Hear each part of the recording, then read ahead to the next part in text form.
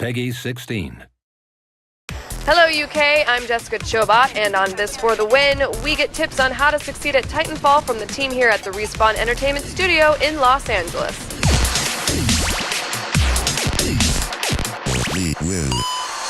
So being that you're the grand poobah of this place and the game is right around the corner, what are some tips for people at home?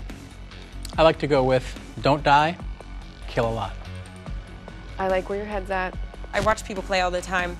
Everybody wants to play like they are playing a very linear shooter, and they will like duck behind things for cover and then pop out and like shoot a guy and then pop back, and you just want to get up on the walls and moving and experimenting with that as soon as possible. Instead of thinking about slicing the pie around a corner and trying to see what's around that corner, just think vertical and just go over everything. Another key tip is actually when you're fighting the Titan, you need to really think more in terms of not just charging in, and you have to think more in terms of a measured approach of attacking and protecting yourself. If somebody is rodeoing you, which is when they jump on your back and start ripping stuff off your Titan, there's all these sort of tactics for getting rid of players on your back. If you jump up and just kick the guy off, it's very satisfying.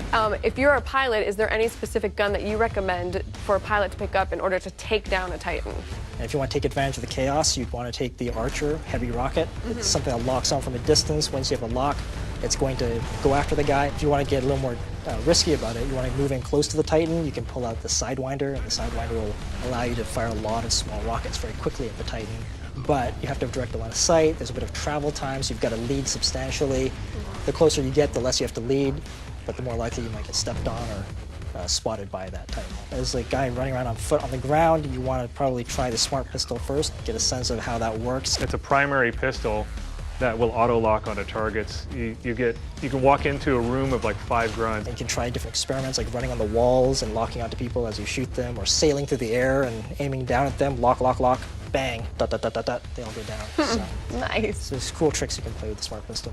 It's a different kind of weapon. So what's the quickest way to level up?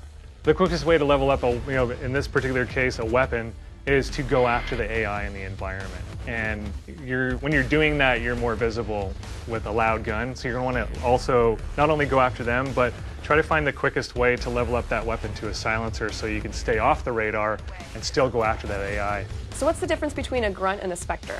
So grunts are sort of just military-looking guys that you'll see running around the level. I like to use them, especially when you're playing hard points, to walk in ahead of me, so that who is ever waiting for people to come into the hard point will shoot them, and then I'll take him out as he shoots them. We do have these human-sized robots called Spectres, and they are AI-controlled, and they're a step up from the normal grunts. They have different mobility, they can jump on top of buildings, they're harder to kill, and they have more advanced weaponry. You'll see them trying to take down Titans. They move in packs, but since they're robots, they're hackable. So the data knife is you slam it in the back of their head, and you'll reprogram them so that they will then fight for you. Well, one of the things that's kind of an advanced move that we don't teach too much is what we call the wall hang. As a pilot, when you're wall running, you can hold left trigger and slam your knife into the wall, and you'll hang there, kind of like Spider-Man. And so it's really good to run into a room if someone's chasing you, jump up above the door you just came through, hang down, and rain down death on the guy who's trying to chase on you. If you're hurting for health and you all of a sudden find yourself in a room of Spectres, it might not go very well for you.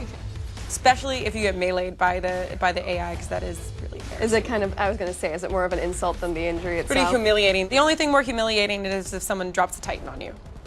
Oh, you can do that? How detailed can you get with that drop? Because I thought it was just a drop in general. There is a pretty decent amount of control you have over it. It's where you're looking on the ground and where you're looking where you want to do it. So it is a thing you do on purpose. When the higher levels of play, it's definitely a tactic to be used. So you can try to lure people in by sort of standing there and shooting and hoping they walk over to come get you and then landing a Titan on them. Sometimes it happens by happy accident. That is so Or if mean. you see like a big, Titan fight going down in the middle of the street, you might run over to where that's happening and try to call your Titan down on top of it. So yeah, there's some dirty tricks you can play. So that's got to be an achievement. Maybe. I mean, come on. It is about the most satisfying thing that you can do in the game. That's awesome.